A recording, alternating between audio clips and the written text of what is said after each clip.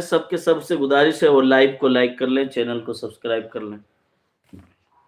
جی تو یہاں اللہ تبارک و تعالیٰ کا کیا ارشاد ہے کہ جو بھی ذرہ برابر بھی نیکی کرے گا اس کا بدلہ اسے ملے گا، جو برائی کرے گا اس کے بھی اس کا بدلہ ملے گا.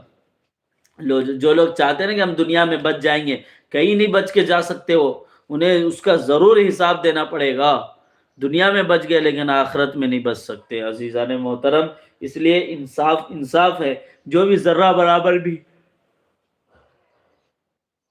نیکی کرے گا ان نیکی کا بدلہ اسے ضرور ملے گا. وعلیکم السلام ورحمۃ اللہ وبرکاتہ.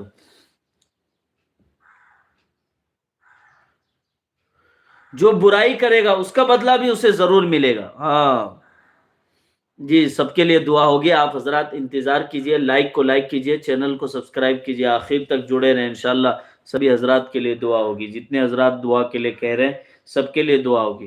تو آپ کو اس سورت سمجھ میں آئی؟ اللہ تعالیٰ اس سورت کے اندر کیا فرما رہے ہیں؟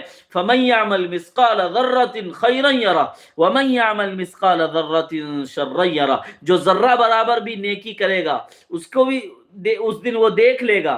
چنانچہ جس نے ذرہ برابر بھی کوئی اچھائی کی ہوگی اسے اس کا بدلہ ملے گا، اور مل کر رہے گا، اور اسے دیکھ لے گا اس کا بدلہ کیسا ہوگا، اس کا انجام کیسا ہوگا.